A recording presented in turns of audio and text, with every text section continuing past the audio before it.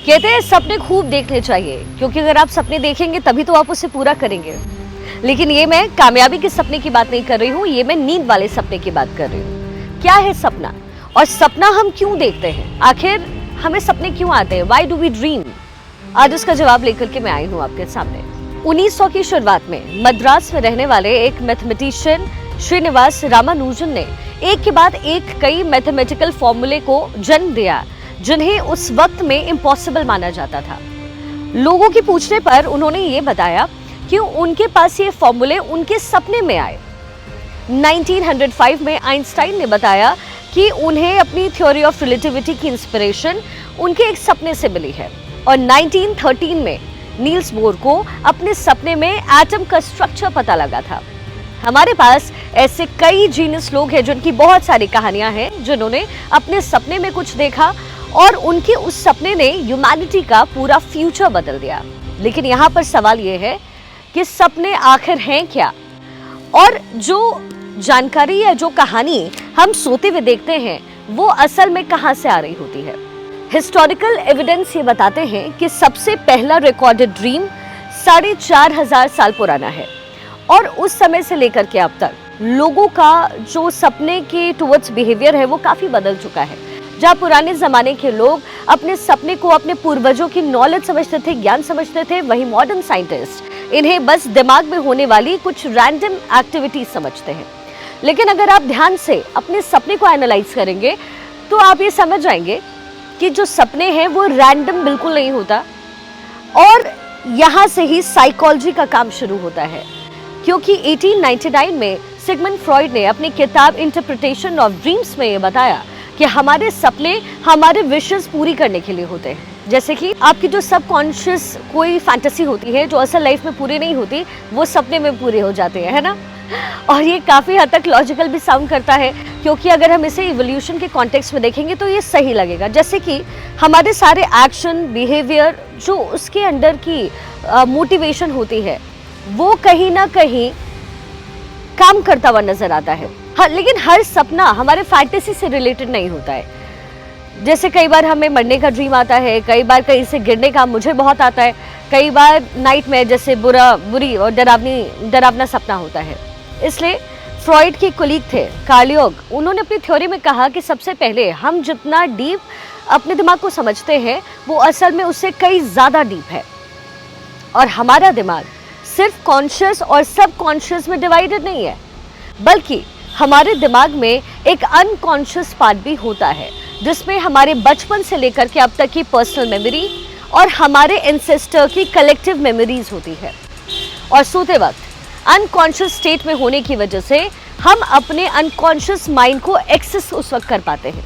हमारे दिमाग का ये हिस्सा जो है वो art, history, mythology, tradition, ritual और सिंबल से भरा हुआ है, और तभी हमारे जो सपने हैं वो हिंदी, इंग्लिश या फिर स्पेनिश जैसे लैंग्वेज में नहीं, बल्कि सिंबॉलिक इमेजेस की लैंग्वेज में बात करते हैं।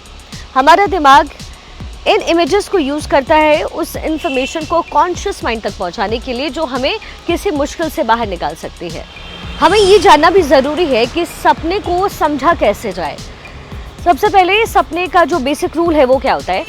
वो है कि अगर कई चीज़ें सेम इमोशन जनरेट करती है तो वो सेम चीज़ है, यानी कि कई चीज़ें हमें खुश करती हैं, कई चीज़ें हमें रुलाती हैं, दुखी करती हैं, और कई चीज़ें हमें डराती हैं। दूसरा है, कभी भी अपने सपने को लिटरली आप मत लीजिए, क्योंकि ये अनकॉन्शियस माइंड का एक हिस्सा होता है। आपने जो कुछ भी सोचा, आपके दिमाग में जो कुछ भी आया, या कहीं अनकॉन्शियस माइंड में अगर कोई व्यक्ति है, कुछ बात है, तो वो आप सपना देखते हैं। दूसरी चीज़ें सपने में ये होती है कि अगर किसी चीज़ का भय आपको होता है, डर होता है, जो आपके अंदर हमेशा रहेगा, जो हमेशा आपके मन में रहेगा, यानी आप जागे हैं तो भी, सोए हैं तब भी, जैसे ऊंचाई से कई लोगों को डर लगता है, पानी से डर लगता है, वो आपके अनकॉन्शियस माइंड में कहीं पर सेटल्ड होता है। और दिमाग का वो हिस्सा जो अनकॉन्शियस माइंड को पूरी तरीके से काबू में करता है, वो उस वक्त एक्टिव हो सकता है। और ये बहुत ही, चूंकि अनकॉन्शियस माइंड उसे कंट्रोल कर रहा है, तो ये कभी भी हो सकता है, इस पे आपका कंट्रोल नहीं होता है। रिफ्लेक्स एक्शन जैसा होता है वैसे ही इस पे you can not control this movement, ये इस समय को और इस एक्टिविटी को यू कैन नॉट कंट्रोल। तो ये इस तरीके से जो है आप सपने देखते हैं, और सपने का हकीकत से वैसे कोई लेना देना नहीं होता, लेकिन अगर सबकॉन्शियस माइंड और अनकॉन्शियस माइंड रिलेट कर रहा है उस समय, तो आपके साथ जो हुआ होता है आप एक बार फिर से उसे देख लेते हैं। कोई ऐसा व्यक्ति जो आपकी ज़िंदगी का हिस्सा होता है उसे देख लेते हैं, लेकिन कई बार आप अनजाना घर भी देखते हैं, वो अनकॉन्शियस माइंड काम कर रहा होता है। तो ये जो है लाखों सालों के पैटर्न के साथ मिलकर के जो है एक कलेक्टिव पैटर्न बन गया है, और यही वो पैटर्न होता है जो हमें अपने सपने में नजर आता है। अच्छा, कई लोग कहते हैं ना सपने का कुछ मतलब होता है। सपने का क्या मतलब होता है, अब आपको ये बताते हैं। ये जानना बहुत ज़रूरी है यहाँ कि सपने कुछ समझा कैसे जाए। सबसे पहले सपने का जो बेसिक रूल है वो याद रखिए, और वो है कि कई चीज़ें सेम इमोशन अगर जनरेट करती है तो वो सेम चीज़ है। कई चीज़ें हमें खुश करती हैं, कई चीज़ें दुखी करती है, रुलाती है, और कई चीज़ें हमें डराती है।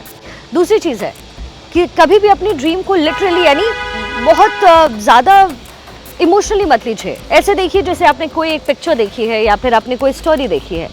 यानी अगर आप अपने सपने में मर जाते हैं, इसका मतलब ये नहीं होता है कि आप असली में मरने वाले। कहावतें बहुत होती है कि अब आपकी उम्र लंबी होगी, क्योंकि ड्रीम्स मेटाफोर्स में बात करते हैं। क्योंकि एक स्टोरी को सुनकर उसके मोरल या फिर लेसन के बारे में सोचते हैं, वैसे ही ड्रीम के बारे में आप सोचिए। तीसरी चीज़ है, ड्रीम को समझने वाले के अंदर माइथोलॉजी और इवोल्यूशनरी साइकोलॉजी का जनरल नॉलेज होना बहुत ज़रूरी होता है।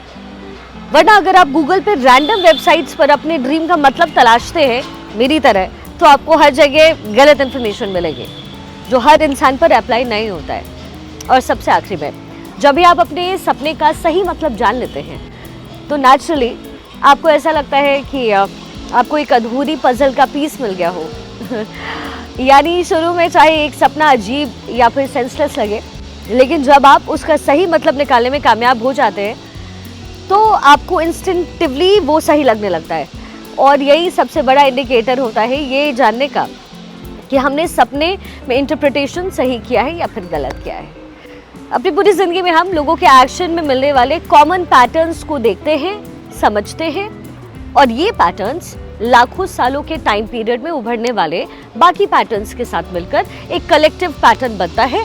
और यही वो पैटर्न होता है जो हमें अपने सपनों में सबकॉन्शियस माइंड या अनकॉन्शियस माइंड में दिखता है। तो ये है सपना। लेकिन सपने जो है आप कामयाबी के देखिए, सपने जो आप रात में सोते हुए देखते हैं उसके बारे में ज़्यादा सोचने की ज़रूरत नहीं है। ये सबके साथ होता है, तो ये बहुत नॉर्मल है।